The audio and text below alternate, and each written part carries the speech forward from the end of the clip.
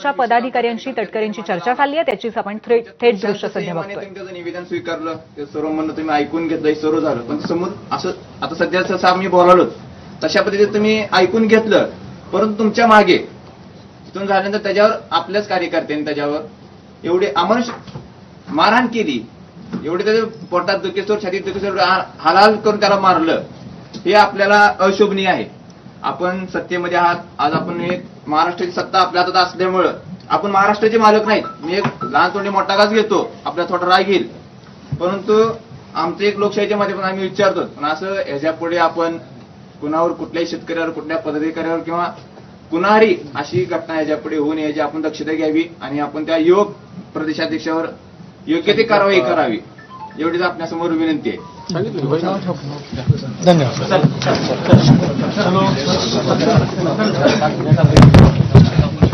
तर सुनील तटकरेंची छावा संघटनेच्या पदाधिकाऱ्यांबरोबर बैठक पार पडलेली आहे आणि धाराशिवमध्ये सध्या सुनील तटकरे आहेत. काल लातूरमध्ये प्रचंड मोठ्या प्रमाणावरती राडा झालेला होता आणि त्यानंतर आक्रमक झालेले छावा संघटनेचे अनेक कार्यकर्ते विविध ठिकाणी मराठवाड्यामध्ये आणि त्यानंतर आज अशा पद्धतीने या संदर्भामध्ये तोडगा काढण्यासाठी आपलं म्हणणं मांडण्यासाठी छावा संघटनेचे कार्यकर्ते आणि पदाधिकारी तटकरेंशी चर्चा करण्यासाठी आता भेटलेले होते. सुनील तटकरे आज धाराशिवमध्ये आहेत आणि काल लातूरमध्ये प्रचंड मोठ्या प्रमाणावरती राडा झालेला होता. युवक काँग्रेसचे अध्यक्ष असलेल्या आणि त्याचबरोबर कार्यकर्त्यांनी मिळून छावा संघटनेच्या कार्यकर्त्यांना मारहाण केलेली होती. त्यानंतरच्या राड्यानंतर सध्या सुनील तटकरे धाराशिवमध्ये आहेत.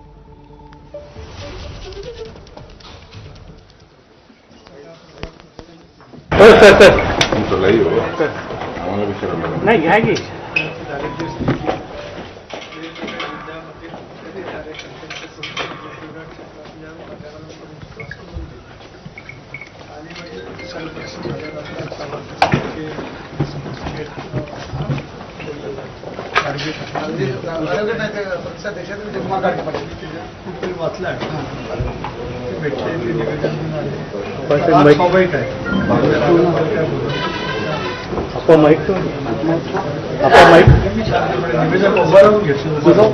हो नका सगळे माईक ठेवावं लागते. राहू दे माईक नका ठेवू.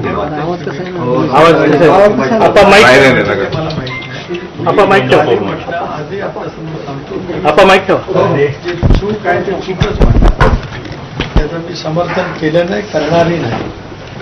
कालच त्या गोष्टीचं मी रात्रीच जिथे मला पत्रकारांनी लातूरच्या विश्रामगावामध्ये विचारलं तिथंच मी त्याचं उत्तर दिलं. त्यांना आज राष्ट्रीय अध्यक्षांनी बोलवलेलं आहे. माझाही दौरा आज संपेल, मी उद्या दिल्लीला चाललोय. माझं दिल्लीवरनं आल्याच्यानंतर त्या संदर्भामध्ये सुद्धा मी निर्णय नक्की करू. कारण राष्ट्रवादी काँग्रेस पक्षाने कधी शेतकरी संकटात असताना कृषी मंत्रीसारखा महत्वाचं संवेदनशील विभाग असणाऱ्या मंत्र्यांनी योग्य पद्धतीने सतत कार्यरत शेतकऱ्यांच्यासाठी राहिलं पाहिजे. ते पक्षात माझा याच्याबद्दलचंही मला म्हणजे त्यांच्याकडून घडलंय हे अयोग्य असं मला नक्की त्या ठिकाणी वाटतं. पण शेवटी पक्ष सुद्धा त्यांच्या संदर्भातला योग्य ते निर्णय घेईल. आज सुद्धा मला रस्त्यामध्येच कळवण्यात आलं होतं की आपण मला भेटता. मी सरळ सांगितलं की मी त्यांना भेटेन. त्यांना भेटल्यावर मी दर्शनाला जाईन. मला इथे आल्यावर विचारलं होतं की दर्शन पहिलं का त्यांना भेटायचं. म्हटलं पहिलं त्यांना भेटेन आणि मी दर्शन जाईन.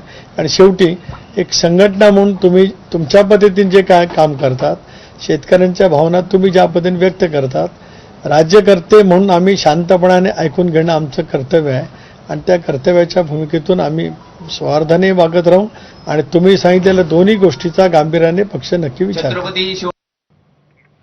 यानंतर पाहूयात या घडीच्या महत्त्वाच्या बातम्यांचं अर्धशतक.